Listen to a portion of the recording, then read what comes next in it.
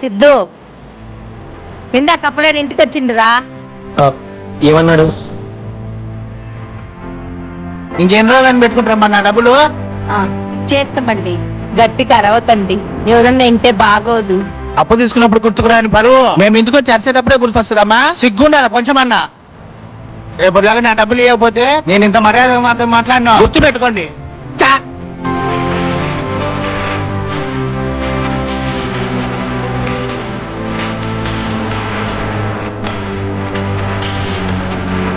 ఒకరికి వార్నింగ్ ఇచ్చేసి వస్తున్నా, ఎంత చెప్పినా వినడంలో వాళ్ళు, అందుకే బెదరగొట్టి వస్తున్నా. ఏం చేద్దాం?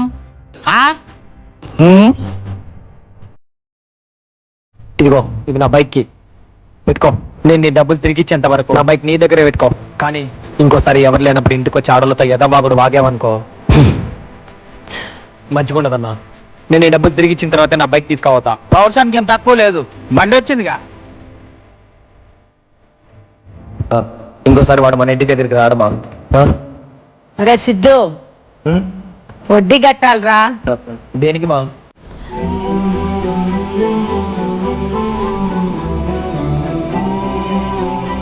తాకట్టు పెట్టినాం కదరా, నెల అవుతుంది.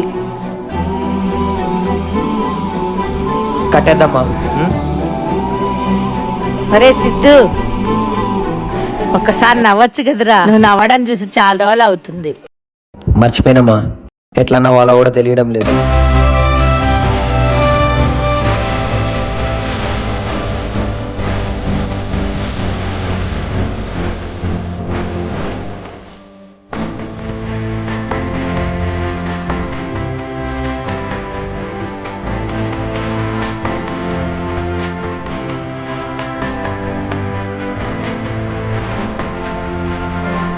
ఒక్కసారి నవ్వచ్చు కదరా.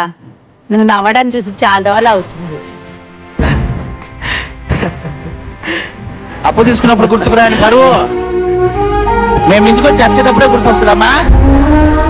సిగ్గుండాలి కొంచెమన్నా. గట్టిగా అరవకండి, ఎవరన్నా ఇంటే బాగోదు.